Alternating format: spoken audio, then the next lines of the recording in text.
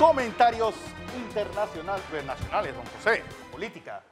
Sí, antes algunas cosas que están pasando rápidamente. Vamos a pasarle, como dice Fernando, vamos a mirar hacia abajo, en vez de mirar hacia el frente. Pero vamos hacia abajo y levantamos la mirada. Así es. Levantamos la mirada. No sentí espanto, es lo más importante. Hay que mirar por lo menos hacia arriba para ver por lo menos a la luna, pues. Que es gratis. Que es gratis, además no hace daño como el sol. Bien, fíjese algunas cosas. Primera cosa que quiero plantearle. Me decía un distinguido amigo mío ayer que el secreto mejor guardado en Panamá, más que el secreto Manhattan, la creación de la bomba, etcétera, son los estados financieros y actuariales de la Caja del Seguro Social. Y los de TESA. Yo le añadía, ponga en su listita los del IDAN y los de TESA. Y los de TESA. Estados financieros que no sabemos. Y se toman decisiones y se habla sin tener eso. Algunos, por ser riguroso en la información, tenemos acceso a algunas de esas informaciones. Pero nosotros no hemos visto un informe actuarial de la Caja del Seguro Social. Y creo que el editorial que saca el Estrella de Panamá hoy, con la pluma de Gerardo Berroa, sobre este tema, da en el clavo. La primera cosa que debemos saber es qué está pasando. ¿En dónde estamos parados? Yo no puedo resolver un problema si no sé cuál es el problema. Entonces, todo el mundo opina sin tener todo esto. Estos son los elementos que nos hacen falta. Dos, vuelve el ANTAI, dentro de esa matriz de comunicación que hay contra el órgano legislativo. Observen para que ustedes vean, la señora de ANTAI, ¿cómo que se llama? Angélica Maitín. Angélica Maitín. Justiniani. Está obsesionada con la Asamblea. Debe ser que como el presidente de ese órgano es una mujer, entonces es una... Amazona, pues. Sí, es una confrontación que ella quiere hacer. Como la presidenta de la Asamblea la ha ignorado, porque además ella debe saber que ella no tiene injerencia. No tiene autorización legal para interferir en un órgano del Estado. Además, todas sus apreciaciones no son vinculantes. Para que estemos claros, vamos a partir de ese problema. Pero su matriz, como ella es parte de esta matriz, es atacar la Asamblea para inmovilizarla. Entonces ella está preocupada por el nepotismo en la Asamblea. Usted ya le hago una pregunta. ¿Usted cree que el nepotismo, señora, está en la Asamblea? Solo. ¿No? Te pregunto. ¿Y quién autorizó todas esas cosas si no fue la estructura que usted debe? Es que más eso, yo no sé para qué existe esa secretaría si está el Ministerio Público. Y en el caso de los diputados, la Corte Suprema de Justicia. Y ya el Contralor está sentado allá en la contaduría con su rifle automático apuntando uno por uno. Mañana voy a comenzar a analizarles los casos. Tengo el de Leandro Ávila, que ya lo completé, para explicárselo, para que usted vea de qué están hablando. Bien. Es entonces, Maitín, un elemento de la matriz comunicacional para atacar la Asamblea y doblegarla, para cualquiera sea lo que quieran hacer. Y ahora después le explico. Otra cosa importante que le quiero plantear. ¿Por qué el Consejo de Concertación Nacional? Si el Consejo de Concertación Nacional invitó a la señora procuradora a ir y ella fue, bueno, fue una invitación, la aceptó. ¿Qué obligación tiene un magistrado de la Corte de irse y yo lo invita si yo no soy un órgano de poder? Nosotros, entonces, la matriz de comunicación nuevamente, la presión a la Corte. Entonces, aquí todo lo estamos manejando, cómo manipulamos las estructuras y por eso que la institucionalidad se debilita. ¿Existe alguna obligación del magistrado de ir a la concertación? No, ¿y por qué no va a los sindicatos? Pues, ¿y por qué no va a Parita? A la caga ahí arriba. Sí, o Chitrea, allá a la Acrópolis del Pensamiento, o por qué no viene a hablar con nosotros, o por qué no nos invita a tomar un vino. El magistrado, los jueces, no tienen que ir a esas cosas. Ahora, si hay una confrontación, esto es un problema que la procuradora, ya le hizo un comunicado, ¿qué más quiere? ¿Qué más va a decir? Ahí hay una confrontación, sí hay una confrontación, puede ser en la noticia. ¿Cómo se va a resolver? Bueno, cuando tengamos una nueva constitución, pero ahora no, en la matriz. ¿Por qué tiene que ver esto? ¿Qué es el caso Martinelli? Es el otro que le quiero tocar. Hay discusión si Martinelli debe o no, o puede o no correr. No hay ninguna limitación, ya lo dijo el presidente del Tribunal Electoral, que de hecho, ahora le hablo sobre eso, pero el Tribunal Electoral dijo que él puede correr porque él solo está privado temporalmente de la libertad por mecanismos que, a juicio mío, no son legales. Sin embargo, está detenido provisionalmente, pero él no ha sido imputado, condenado sobre ningún caso. Como consecuencia, él puede correr para lo que quiera. Menos para presidente porque hay una limitante porque él fue presidente y necesita 2 términos que pasen. Una vez de 10 años. Entonces, hay toda una matriz comunicacional dirigida a impulsar las violaciones del proceso en el que él está sometido. Fíjese que hoy se reanudan después de las vacaciones largas del señor. Y nadie habló sobre las vacaciones del fiscal. ¿Usted se dio cuenta de eso? Hablaban de las tácticas dilatorias De la defensa. de la defensa que usando los instrumentos jurídicos que deben utilizar, hacían todas las cosas que tenían que hacer. Pero este caballero, que se enferma 15 días, se va 15 días, aparece 3 días más tarde, yo no he visto ninguna crítica. La prensa haciendo Nadie, editorial, nada, ni editoriales, ni nada. Bueno, apareció el señor este y se reanuda el proceso. Y este proceso que se reanuda ahora le toca al fiscal presentar sus pruebas y la defensa a objetar sus pruebas. Esto es todo un proceso largo que viene ahora y la Corte tiene que ver el 10 de septiembre la solicitud de fianza. Ya los abogados de Martinelli le pusieron un recurso en Naciones Unidas, muy parecido al que se presentó en Brasil. Con Lula. Por las violaciones de los procesos. Bien. Esto en el marco, digamos, de las noticias que están circulando. Pero fíjese, así como le analizaba desde el punto de vista rápidamente, darle una coherencia a todo lo que está pasando en el mundo, mire lo que está pasando en el mundo político nuestro. Voy a tomar el tema de la campaña de la no reelección como un elemento para explicarle algunas cosas políticas que debemos tener en consideración cuando hacemos planteamientos. La no reelección, igual que el impulsar la no reelección, igual que el impulsar la abstención electoral o el voto en blanco o impulsar una iniciativa, etc., no son ilegales ni están prohibidas por el Código Electoral ni la ley. Pero aquí no valen de nada. No. Yo recibí anoche de parte de Minerva Gómez, una amiga mía profesional, que es parte de las personas que supervisan los procesos electorales, me mandó el comunicado del Tribunal Electoral. El Tribunal Electoral, en justa razón y legal, dice que esas campañas no tienen ningún problema.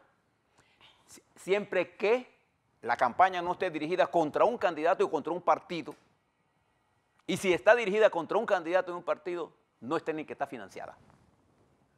Entonces, no tiene ningún problema. Ahora, quienes hacen uso del criterio de la no reelección, ¿están entendiendo lo que pasa en la política? No, no lo están entendiendo. Por eso usted ve que ¿cuántas personas fueron ayer al Tribunal Electoral de este grupo? Porque fueron, no sé, el número X que fueron y ya se están dividiendo quién es Los caciques están viendo. Hay más caciques que indios. No, es que nada más es cacique. ¿Sí? No hay indio. Bueno, ¿por qué tiene que ser cacique? Hay más oficiales que tropas.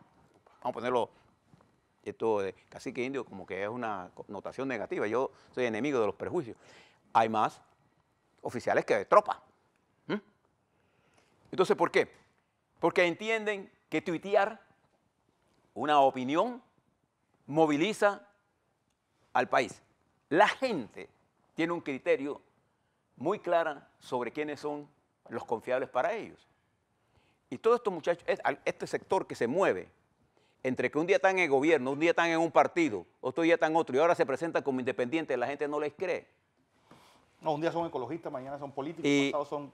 el problema fundamental es que el liderazgo tiene otras características. Para que se produzca un cambio en una sociedad, estimados televidentes, tienen que existir condiciones objetivas y condiciones subjetivas.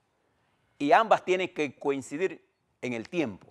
O sea, no puede haber condiciones objetivas para producir un cambio o una transformación en la sociedad si las condiciones objetivas no están dadas.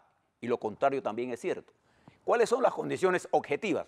Las condiciones objetivas son que haya un hecho que provoque el cambio. Por ejemplo, hay una condición objetiva en Panamá que es el deterioro del sistema político. Eso es cierto. Por supuesto. Eso es cierto. Hay una condición objetiva para transformar el sistema político. Pero no hay la condición subjetiva, que es el liderazgo.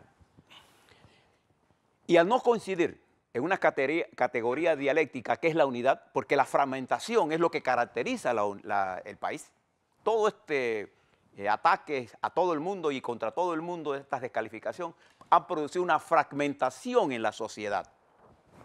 Entonces la unidad, para producir ese liderazgo, esa condición subjetiva, no está dada, porque la unidad también es una categoría dialéctica.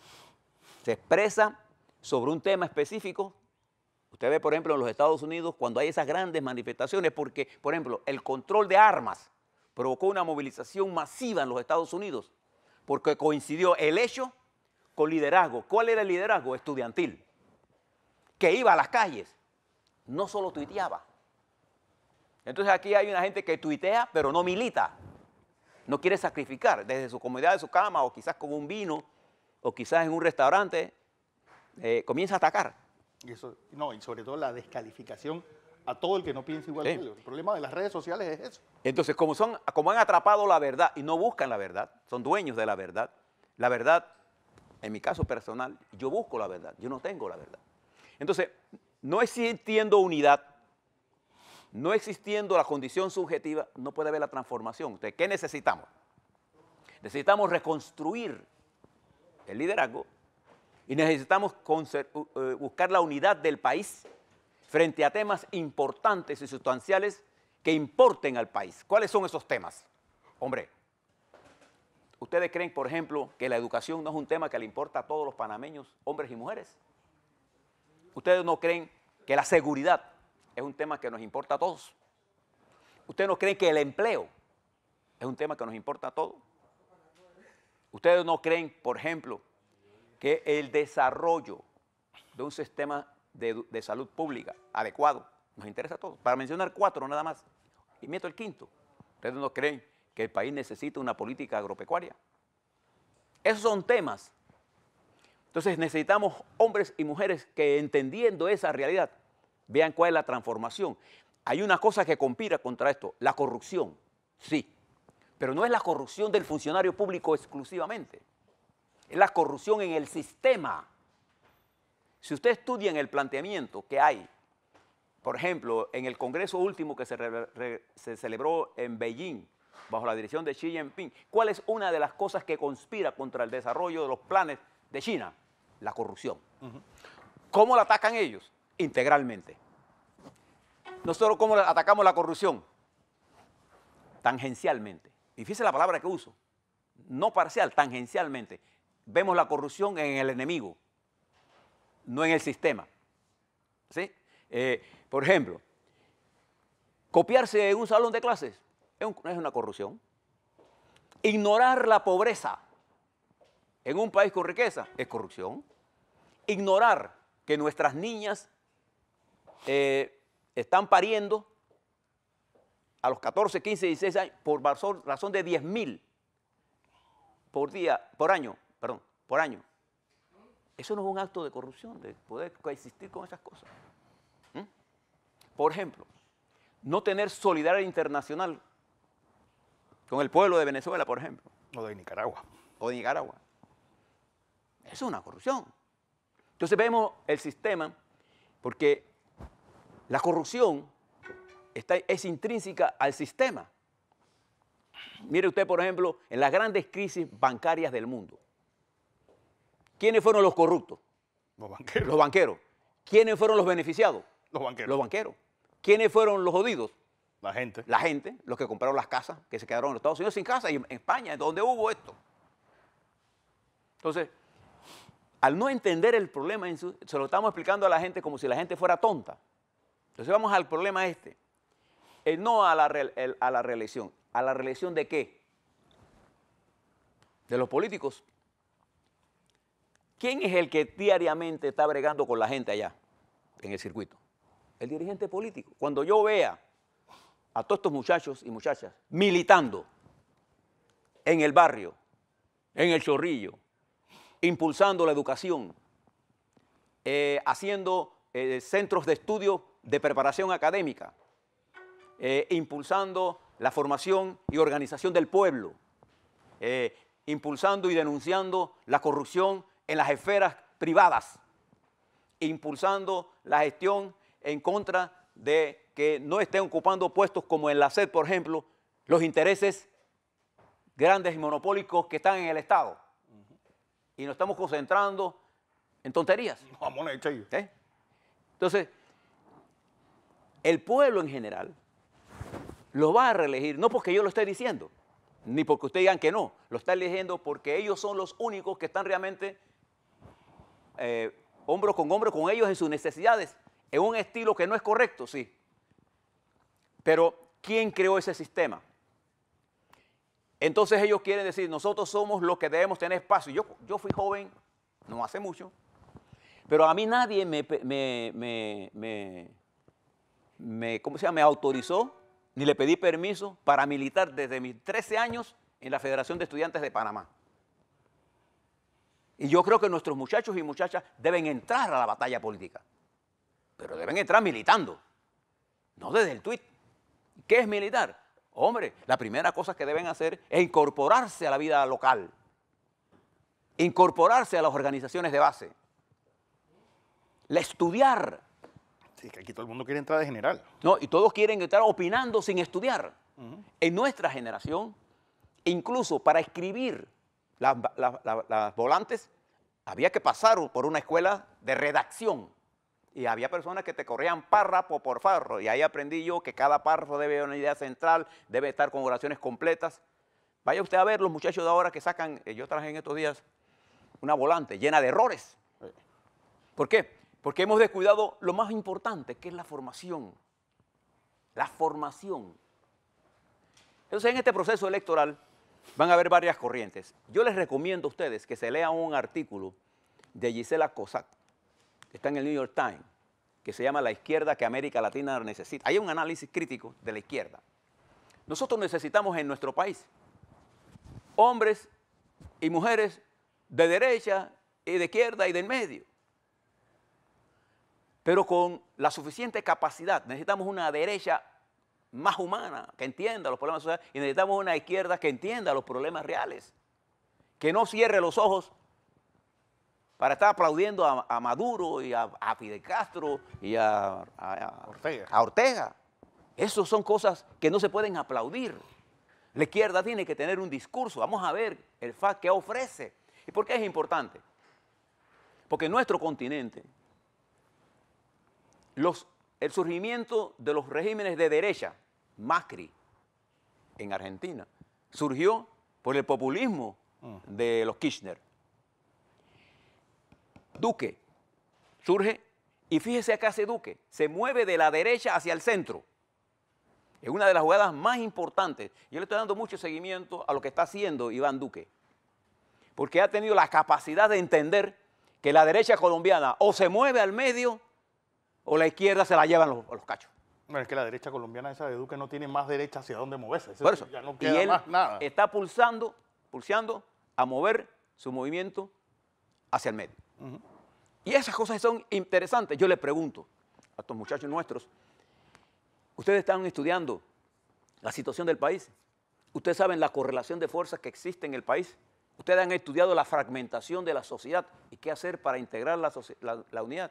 Recuerde que la política es el arte de lo posible y es el deber de un ciudadano consciente crear las posibilidades. Las posibilidades no nacen de la ignorancia, las posibilidades nacen del conocimiento de la realidad.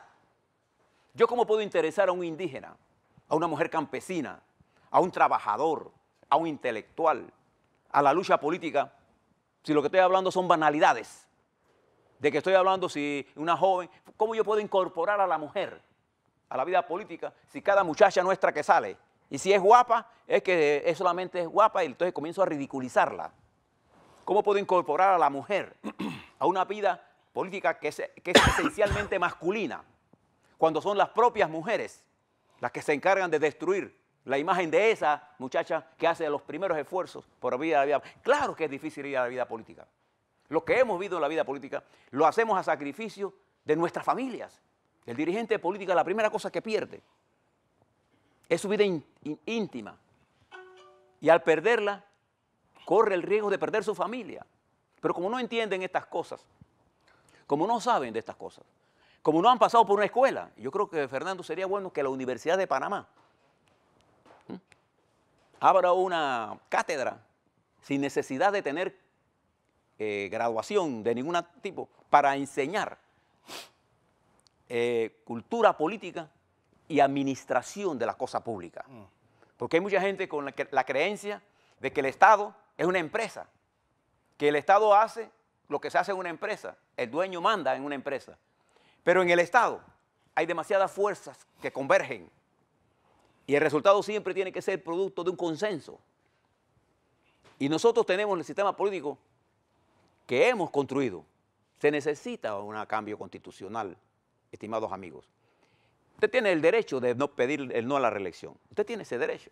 Pero no vengan estas organizaciones de la sociedad civil que no se han sometido a ninguna votación, que no cambian de liderazgo, que no estudian, que no ven las cosas buenas que se construyen en el país, que no saben la complejidad de la vida política, a darnos lecciones. Lecciones que no conocen. A mí me preocupa cuando veo jóvenes con energía, pero en el sentido contrario. Recuerde siempre, 1 centímetro de avance en la dirección correcta vale 1000 veces más que 10 kilómetros en la equivocada. Se puede cansar en la línea equivocada. Yo aspiro que nuestra juventud se incorpore, pero no es la incorporación del Twitter, es la incorporación de la vida política. Yo creo que nuestros muchachos de la secundaria deben organizarse para empujar la reforma. La reforma en Chile. Fueron los estudiantes secundarios los que impulsaron la reforma. Los estudiantes universitarios deben impulsar la reforma universitaria. ¿Para qué? Para que la universidad sea de excelencia. La izquierda panameña debe pensar, está dejándose de estar hablando del imperialismo y de los lacayos del imperialismo, para incorporar, como dice la cosa, elementos nuevos, el empresario, la innovación, la individualidad y darle valor al mérito. La izquierda tiene que cambiar su discurso. Vamos a ver si el FAP en esta ocasión hace un ajuste en su discurso. Ese discurso descalificador, esa izquierda de hablar bien de Maduro y de hablar bien de Fidel Castro. No, esos fueron dictadores que oprimieron y oprimen a sus pueblos. Usted no puede estar de acuerdo con lo que está pasando en Venezuela, jamás. Entonces usted no puede decir que yo soy hombre de izquierda y está a favor de Maduro. Usted no es nada, porque en Nicaragua, que conozco perfectamente bien, Ortega lo que hizo fue hacerse multimillonario, traicionó la revolución, eso es lo que es Ortega. Y creó una dictadura que hoy está aplastando a su propio pueblo, sus propios compañeros están en contra de él. Entonces, ¿cómo podemos nosotros? Hablo de la izquierda, hablo de la derecha panameña, que tampoco tiene en Panamá la concentración de la riqueza, le ha dado ahora por tener el control de todo. Entonces, ¿quiénes podemos salir a esto? Nuestros muchachos, nuestras muchachas y la intelectualidad nuestra que está en la clase media. ¿Con qué? Hombre, entendiendo lo que está ocurriendo. El mundo que se abre tiene unas grandes perspectivas para nuestro país. Este es un país que, a diferencia del resto del continente, tiene su infraestructura intacta, tiene toda una capacidad de desarrollo económico. ¿Y qué le están vendiendo ustedes?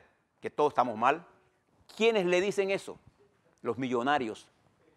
Ellos que la están pasando súper bien, le dicen a ustedes que la están, los que más medio bien, la mayoría medio mal y mal, le están diciendo que el país está mal para quedarse ellos y seguirlo ustedes dejándolo mal. Entonces, ¿qué necesitamos?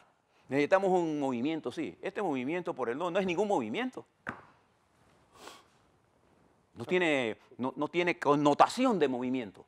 En el barrio no se habla de ellos. ¿Quién conoce a estos muchachos? Pero son expertos en descalificar. Y a todos nos llaman ladrones, ladrones y ladrones. Bueno, yo los reto a que vayan a buscar votos. A que usted vea lo difícil que es esa tarea. Sí. Los retos a una cosa más sencilla, a estudiar, a buscar en el estudio la profundidad de los problemas que vivimos para presentar soluciones. Estos políticos que comienzan escribiendo, porque también están en ambos lados, ¿no? Antes estaba leyéndole a un amigo mío político que estaba diciendo, el gobierno más desastroso. La gente quiere escuchar. Mi propuesta es tal.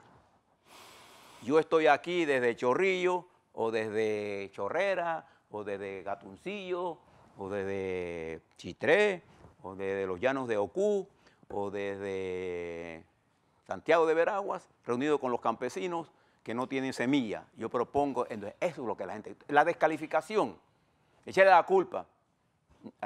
Vi otro candidato saludando a los ganaderos, el que vendrán días mejores cuando los impuestos que pusieron casi liquidan a los ganaderos. Los aranceles que bajaron, más bien. Sí, los que bajaron. Entonces, todas esas cosas, la gente lo sabe. Yo creo en la sabiduría popular. Nuestro pueblo es más sabio. Por eso es que usted no lo ve marchando con ninguna de estas cosas. No es que no le interese, es que está cabreado de todos nosotros.